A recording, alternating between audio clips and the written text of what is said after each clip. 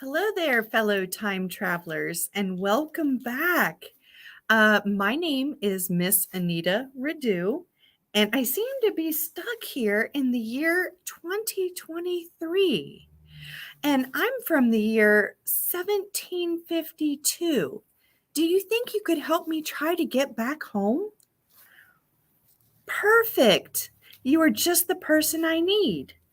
In order for me to be able to get back home, we have to read this book. It's called Thomas Jefferson, Life, Liberty, and the Pursuit of Everything. Let's begin.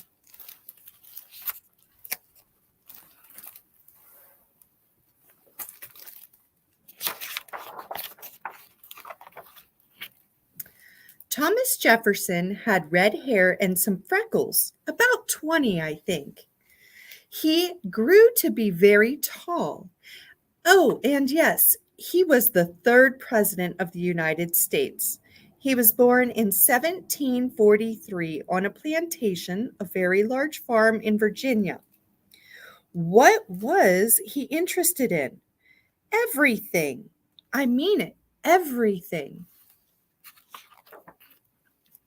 He loved books. He said, I cannot live without books.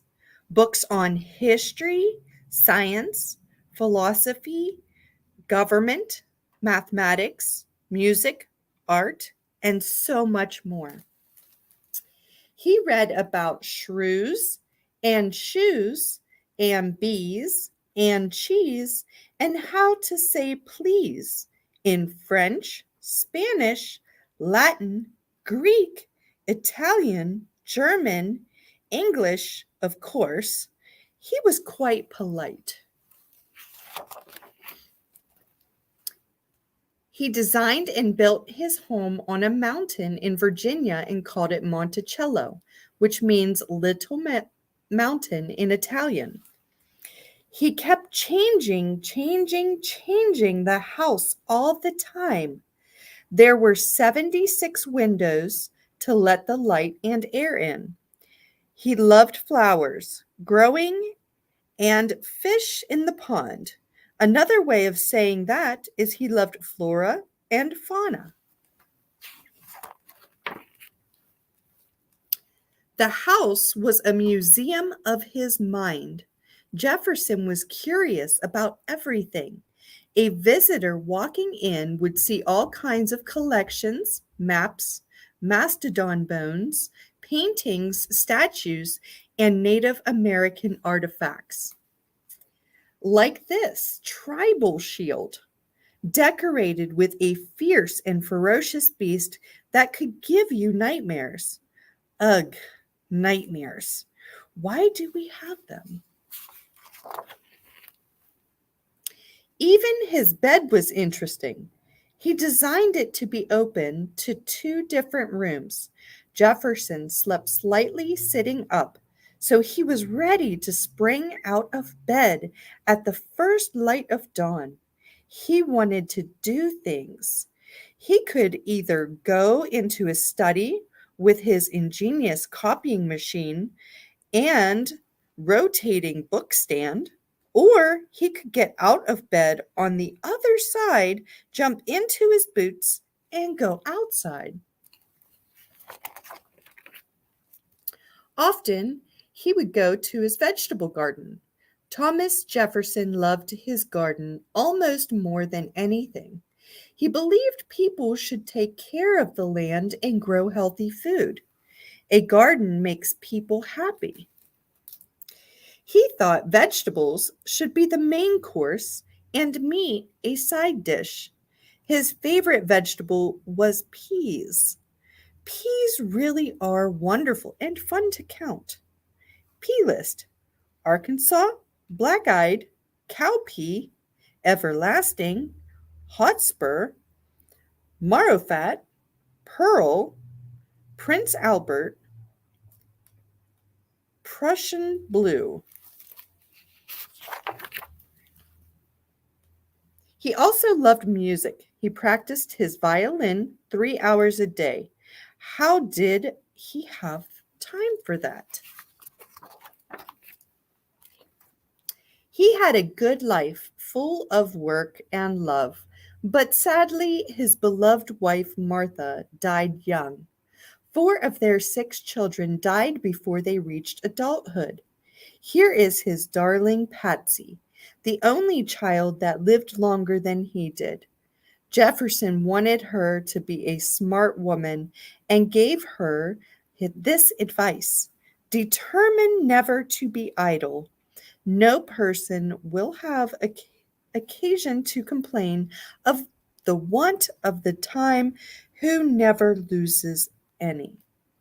That means don't be lazy. It is boring to be lazy. But wait, we have not spoken of the founding of America. There were many people who wanted the colonies to be free of the tyrannical rule of the English king. They all wanted freedom and were prepared to fight for it.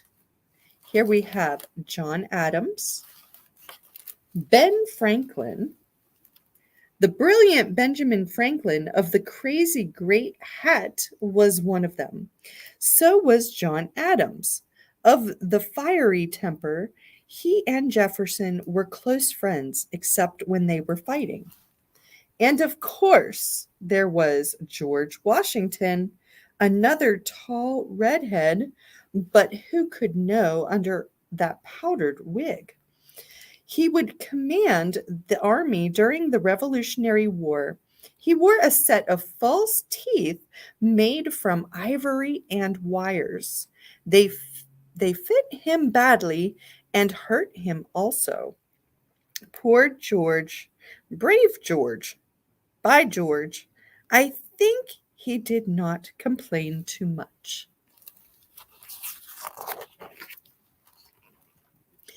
Many men met in this room in Philadelphia to debate the future.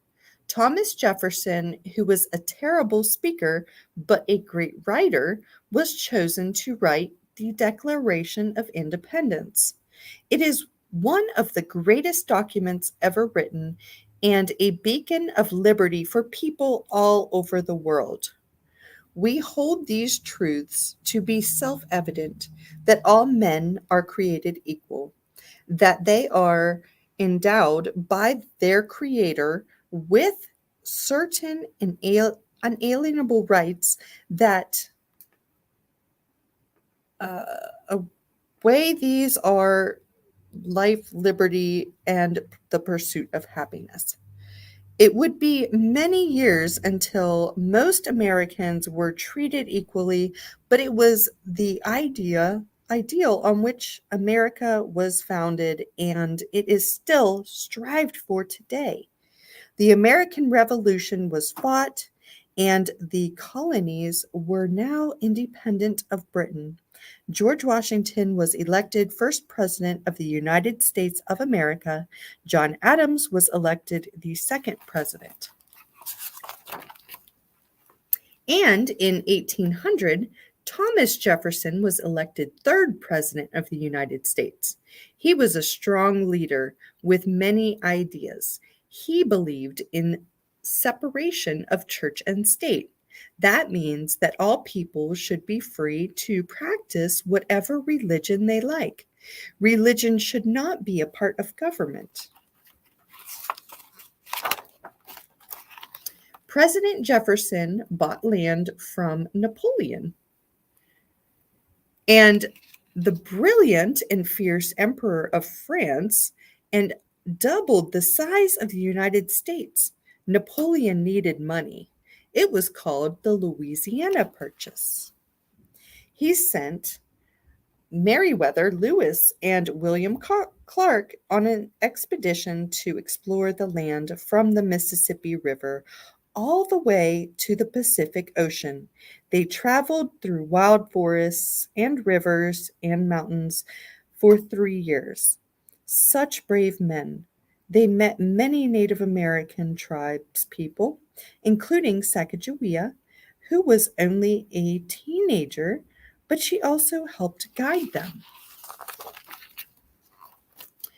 When Jefferson completed his presidency, he went back to his beloved Monticello. His friend, the Marquis de Lafayette, a Frenchman who helped in the Revolution, came to visit.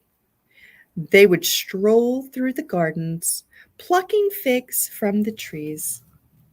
And while they ate their delicious figs, they would pass the slave quarters on Mulberry Row.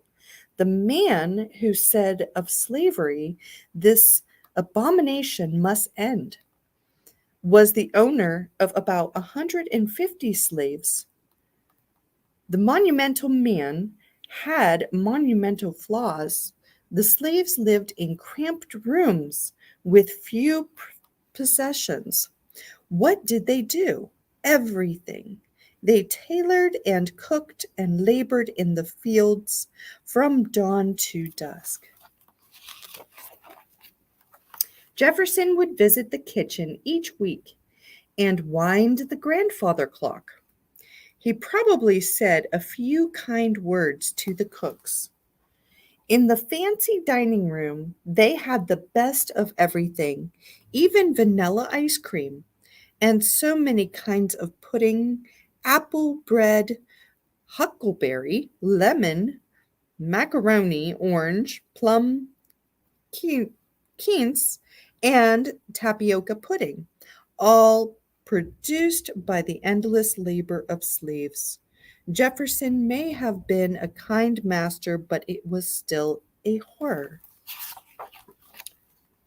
Here is Jefferson's farm book, which is a list of his slaves and the supplies they were given. Our hearts are broken. One of the names is Sally.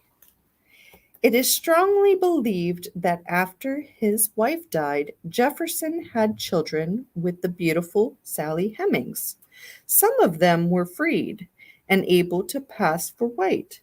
Passing for white meant that your skin was so light you could hide the fact that you were partially black. To hide your background is a very sad thing. Perhaps people felt they had no choice in such a prejudiced land. As Jefferson got older, he spent more time outdoors. He no longer cared for fancy clothes. His torn jacket was paired with socks. He carried a penknife with many tools and would spend many hours riding his horse or walking through the garden and land. He wrote to his friend, "The object of walking is to relax the mind. You should therefore not permit yourself even to think while you walk, but divert yourself to the objects surrounding you. Walking is the best possible exercise." He also had good advice about being mad. When you are angry, count to 10 before you speak. If very angry, to 100. He still read many books. His books were the beginning of the Library of Congress and founded a university. There was always much to be done. On July 4th, 1826, at the age of 83, this extraordinary man died, the same day as his friend John Adams. He is buried at Monticello, under the gravestone that he designed. He wrote his own epitaph, and he did not mention being president.